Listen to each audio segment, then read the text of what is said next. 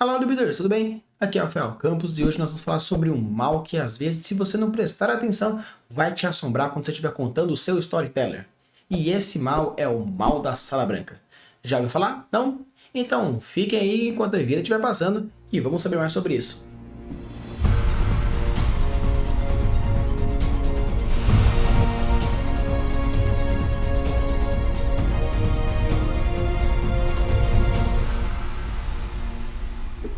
E o que seria esse mal da Sala Branca?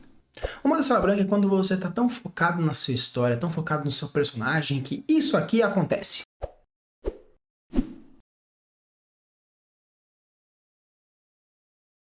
Parece que a história não está acontecendo em nenhum lugar. Parece que a descrição é tão falha, é tão mínima, que parece que ou está acontecendo em um lugar tão genérico que atrapalha a sua imersão, ou simplesmente fica tão diferente, mas tão fora do contexto, que você não consegue ambientalizar direito os seus jogadores, ambientalizar os seus leitores, atrapalhando em si a imersão e, obviamente, a sua história. Pode ser um pouco nebuloso quando eu estou falando meio que assim, né, mostrando toda essa sala aqui em volta, mas eu vou dar alguns exemplos práticos que assim você vai entender o que eu quero dizer. Mestre, você já passou por uma situação como essa? Você está contando a sua história, chega no momento que você conta mais ou menos o que está acontecendo em volta, descreve um pouco o ambiente e aparece essa situação para você. Mestre, por um obséquio, por acaso o ambiente estava claro, o ambiente está escuro? Você poderia descrever um pouco melhor o ambiente? Eu não consigo entender muito bem onde está acontecendo as coisas. Você pode dar mais detalhes, por favor, do ambiente em volta, para eu entender melhor o que está acontecendo? É super normal quando alguns jogadores pedem alguns detalhes pequenos sobre o que está acontecendo, sobre o ambiente, se ele é um pouco mais arenoso, se ele é um pouco mais alto, um pouco mais baixo. Alguns detalhes importantes para os jogadores, principalmente quando ele quer tomar uma ação específica para saber se é possível acontecer. Mas quando o detalhamento é um pouco maior, um pouco mais abrangente, parece que tem alguma coisa faltando aí. Porque se o mestre fosse também detalhar tudo o que fosse possível naquela cena, aquele detalhamento tão pesado que tiraria, obviamente, a imersão da história, fazendo um trabalho oposto àquele que é o mais importante na hora de descrever um local, principalmente numa campanha de RPG. Por isso, ficar detalhando muito vai deixar a história muito mais arrastada. Por isso, para você, mestre, eu sugiro demais que você tenha mapas, ilustrações, imagens, porque isso vai ajudar demais você na hora da sua jogatina. Mas se você não tiver isso em mãos, eu vou trazer algumas ferramentas bem legais que vão ajudar você com certeza na hora da construção da sua história e na hora da descrição do seu cenário, para que assim você consiga ter uma imersão muito mais rica, muito mais focada e, obviamente, sem o mal do fundo branco. E você, leitor, já passou por uma situação como essa? Você estava lendo o seu livro, até que quando você está naquele momento lendo aquela história, você sentiu que o autor ou a autora está descrevendo a cena, mas você sentiu que está faltando alguma coisa, um lugar meio que tão genérico, que você não entende exatamente o que está acontecendo, se você está num ambiente mais assim ou mais daquele outro jeito, fazendo com que falte alguns elementos. Essa sensação que você está tendo é a sensação do mal do fundo branco. Quando a gente fala de mídias mais visuais, como cinema, teatro, quadrinhos, MMORPG, esses cenários de fundo branco são muito mais difíceis de acontecer, exceto quando o autor, o diretor, o roteirista precisa de um fundo branco, aí a história é totalmente diferente. Então, se você depende de uma imaginação, se você depende de uma coisa muito mais dependente do leitor, do espectador que está vendo a sua história, você está muito mais propício a cair no mal do fundo branco. Então, beleza, estamos aqui falando sobre o mal do fundo branco, mas como eu posso fazer para não cair nele? Antes de a gente entrar nas ferramentas, eu gostaria de falar um pouco mais sobre a imersão e a suspensão da descrença. Quanto mais imergido você estiver, melhor vai ser as suas emoções. Mas quanto melhor a sua suspensão de descrença estiver mais fortalecido, mais vai estar imergido. Ou seja, trabalhar a suspensão da descrença é o ponto-chave para ter uma imersão e, por consequência, eliminar o seu fundo branco. Se você é novo aqui e você não sabe o que é a suspensão da descrença, eu vou deixar um cardzinho onde eu explico sobre a suspensão da descrença, mas basicamente ela é o fator que faz com que você tire o seu pré-julgamento e deixe o entretenimento mais à solta. O outro ponto é a imersão, que eu também falo sobre a imersão, também vou deixar um cardzinho falando sobre a imersão. E basicamente a imersão fala sobre o quanto você está aprofundado na história, vivenciando aqueles elementos, vivenciando aquela história. Agora eu vou trazer para vocês então as duas principais ferramentas que você pode usar quando você for fazer a sua história para que você evite o fundo branco. A primeira ferramenta é entender a importância do local. A importância do local, eu também tenho um episódio sobre isso, também vou deixar um cardzinho falando aqui sobre a importância do lugar, mas basicamente quando você quer utilizar a importância do lugar para a destruição do fundo branco, basicamente eu tenho algumas ideias aqui para vocês. A função número 1 é a caracterização do personagem.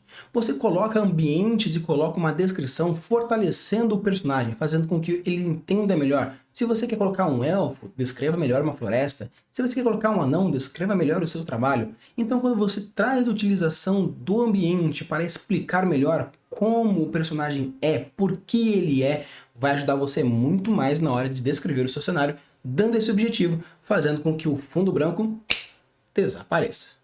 Um outro ponto é a função de influenciar o personagem. Não estou falando necessariamente da influência mágica de ambientes místicos, mas sim influenciar de uma forma positiva ou de uma forma negativa. Ambientes escuros, fechados, claustrofóbicos, um ambiente aberto, claro, luminoso. Utilize essa função, faça com que o personagem viva o ambiente e assim ele vivendo o ambiente vai ter uma aproximação melhor do personagem com o local e por consequência do seu leitor, do seu jogador, também com aquele local. O terceiro ponto é propiciar a ação. Esse ponto é bem fácil, é bem rapidinho, então basicamente o que você precisa entender com esse objetivo é fazer com que a descrição daquele local seja de uma tal forma que a pessoa entenda o que ele possa fazer. Por exemplo, se você está descrevendo uma caverna, coloque a altura, coloque a profundidade, coloque a taxa de iluminação. Dê elementos para o seu leitor entender quais são as possibilidades que aquele personagem tem e se você é um jogador, para que o jogador possa entender as motivações daquele lugar e assim possa fazer as suas ações, as suas caracterizações. O quarto ponto é localização do lugar. Esse ponto é o ponto mais simples de todos, é basicamente a pessoa entender aonde está acontecendo. O problema dessa caracterização é que quanto mais simples ela for, mais fácil é acontecer o fundo branco. Então quando você for descrever um local com o objetivo de caracterizar o local, coloque os principais pontos das características. Utilize as informações pontuais que sejam importantes para o entendimento do todo.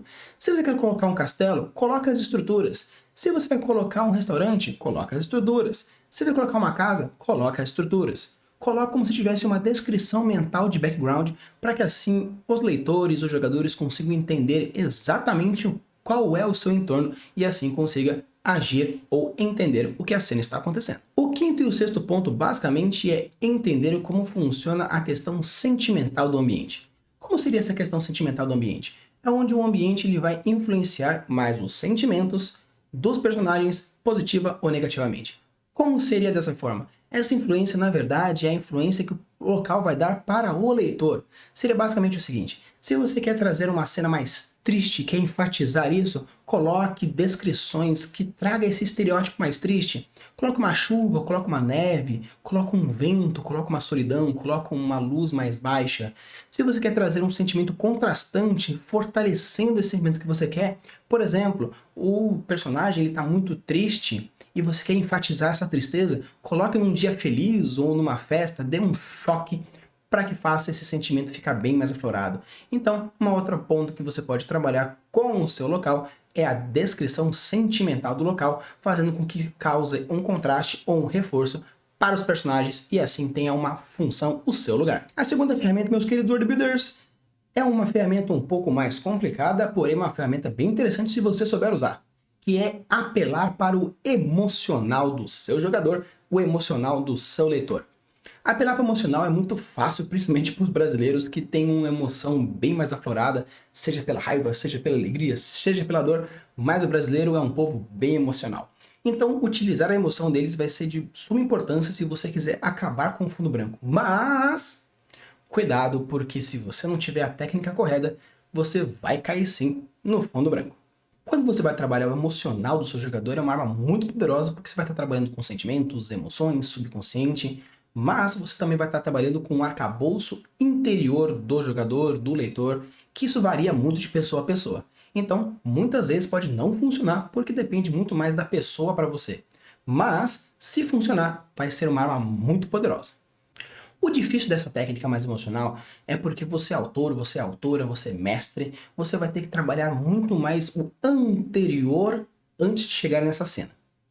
Basicamente, trabalhar o emocional seria você trabalhar os personagens, trabalhando outras questões do world building, trabalhando outras questões da história, para que o personagem fique tão vivo, tão sentimental, fazendo com que os leitores tragam esse sentimento por aquele local, aquele sentimento por aquele personagem tão forte, que você pode dar aquela escorregada sem atrapalhar a suspensão da descrença do seu jogador, a suspensão da descrença dos seus leitores. Por isso que trabalhar o emocional é um pouco mais complicado, mas, utilizando da maneira correta, vai dar super certo. Vou trazer para vocês algumas dicas bem legais quando a gente for tratar a questão emocional e algumas ferramentas interessantes para você colocar aquele gatilhozinho nos seus jogadores, nos seus leitores. Dica número 1. Quando você for usar a técnica mais emotiva, deixe uma cena mais frenética, deixe uma cena mais emotiva. Ou seja, quando você for trabalhar essa técnica de emoção, saiba que a cena que você for fazer já vai ter que ter um teor mais emotivo. Seja positivo, seja negativo, seja frenético, seja qual for, mas a base daquilo tem que ser tão imersiva, fazendo com que aqueles gatilhozinhos não dê problema para a sua descrição. Dica número 2, invista nas emoções dos personagens. Crie uma profundidade, crie um elo entre vocês, entre o personagem, entre os leitores, entre os jogadores, entre todo aquele que está interagindo com o seu mundo. Porque quanto mais focado você estiver nas emoções, menos eles vão ver aos lados. Dica número 3. Cuidado com esse tipo de técnica quando você for descrever ambientes fantásticos demais ou ambientes autorais. Porque como leitor, como jogador não vai conhecer, não vai ter âncoras suficientemente intelectuais e de informações passadas para que ele consiga construir melhor. Então você vai trazer toda uma emoção, todo um gingado, porém não vai ter base e vai se transformar numa descrição ou falha, chegando no fundo branco, ou numa descrição mais detalhada, mas bem mais densa, arrastando a jogatina, arrastando a leitura. Dica número 4. Utilize palavras simples, porém de conceitos amplos e fechados. Quando você for descrever alguma coisa, foque como um Coliseu de Roma, a Torre de Pisa, Jardins do Éden, um castelo medieval. Coloque descrições que sejam rápidas, porém com uma forma bem mais densa e muito mais de conceitos. Porque quando você falar que aquilo se semelha como um castelo medieval, ou aquilo lembra uma descrição de um Coliseu de Roma, as pessoas já vão ter alguns conhecimentos, que nem como falasse, estamos indo como se fosse uma pirâmide egípcia. São informações rápidas, são informações diretas, não é tão forte, não é tão denso, não é tão arrastado, porém são conceitos bem mais populares, fazendo com que as coisas sejam muito mais identificadas e, por consequência, sem o fundo branco. Dica número 5. Cuidado com as analogias quando for descrever um ambiente com uma função mais emotiva. Porque se você coloca muitas analogias, a pessoa vai ter que começar a comparar, vai começar a pensar, e isso vai trazer ela para um nível mais consciente, fazendo com que ela casse alguns ambientes faltando. Então, sempre quando for tratar as emoções, foque nelas para que os jogadores, para que os seus leitores não caiam nessa parte mais estrutural do pensamento, fazendo com que você se perca nas suas descrições. Então, meus queridos World Builders, espero que vocês tenham gostado dessas dicas, espero que eu tenha ajudado a evitar um pouco mais desse mal que assombra muitas pessoas, que é o mal do fundo branco. Então, usem e abusem das suas criações e deixem seus mundos cada vez mais incríveis. Valeu!